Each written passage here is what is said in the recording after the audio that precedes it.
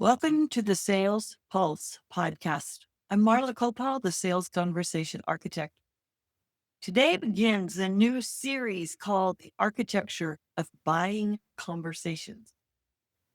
This session for the next few weeks is for established entrepreneurs who already have referrals, discovery calls, and qualified buyers. Yet too many of those buyers hesitate, stall, or quietly disappear before making a decision. Most people believe that marketing is the problem. I don't believe that. I believe it's a conversation problem. Every week, we'll look beneath the surface of selling and examine how buyers actually move from interest to commitment. My goal is not to teach you how to persuade people. My goal is to help you create buying conversations that serious buyers want to stay in and participate in with you. So be sure to subscribe and hit that bell so you know the next time I go live.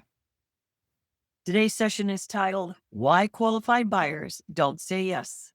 The sales problem everyone diagnoses incorrectly. Every successful entrepreneur has experienced having interested buyers that do not step into the commitment to be that buyer. They look and sound interested. They ask thoughtful questions. They even ask those how do I use types of questions. They seem to understand the value of the product or the service in reaction to their desire. And they've already shared that the money was available. Everything pointed toward a yes decision. Then nothing happened. Their follow-up emails went unanswered. Their text messages stopped being responded to. Follow-up emails and text messages were unanswered. And the buyer told you they wanted to think about it, but that thinking never seemed to end. Sales has trained us to explain these moments with familiar answers. The price was too high. Timing was wrong. The buyer was never qualified. But wait, they were qualified, weren't they? And they almost stepped into commitment. So what happened? All these explanations keep us from discovering the real problem and then working to correct it. Here's a claim I want you to consider today. Qualified buyers rarely disappear because your offer failed. They disappear because the conversation stopped supporting the buyer's decision-making process. That's a very different diagnosis from what you've learned to say. Most people immediately begin trying to fix their offer. And I believe that the best place to start is by examining the conversation. Let's think about how most sales conversations unfold. The seller is excited, buyer shows interest. Questions start flowing, and the seller explains, and then the buyer asks another question. The seller explains again, and soon the conversation becomes an exchange of information. That all sounds productive, but something important has quietly changed. The seller has suddenly become responsible for keeping the conversation alive. The buyer has become responsible for sorting through an increasing amount of information. Sometimes that's like swimming in mud.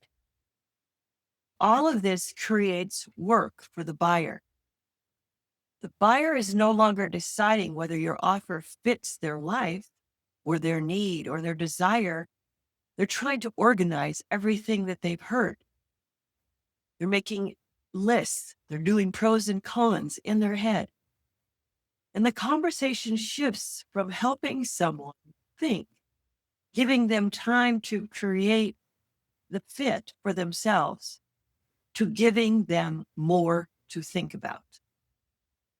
Do people want more to think about? Or do they want time to reflect and put it into use for themselves so that they are comfortable saying yes? These distinctions matter. After decades of watching buying conversations, coaching others, and running my own small business, I've noticed something that almost nobody in sales talks about. The buyer is constantly asking silent questions of themselves. Every time you offer more, they are saying, does this make sense? Can I picture myself using this? What am I missing? What happens after I say yes? And most sellers never hear those questions because they're happening inside the buyer's mind. But all sellers should be aware that they're there. Instead, sellers ask only questions that are spoken out loud. The real conversation is happening beneath the words. This is where decisions are made. Let's explain the foundation of how I talk about sales conversations and can show you how to shift your great sales opportunities into greater commitment. First of all, the seller owns the conversation. And we always have to remember the buyer owns the decision. That sentence changes the responsibility. This means that the seller owns the experience that the buyer is going to have. It's the pace of the conversation, the quality of the questions, the emotional safety of the buyer. The seller's in charge of all of that. The seller's in charge of the structure and the flow of the conversation to build and create a working relationship with the buyer. The thinking environment has to be created so that the buyer can begin to make choices and decide. You always have to ask, am I talking too much? Is there thinking space for this buyer? The buyer owns only one thing, making a decision that they can live with. The moment a seller begins trying to own both sides of that relationship, pressure enters the conversation. From my experience, that pressure creates buyer resistance. And you, the seller, are in charge of the conversation.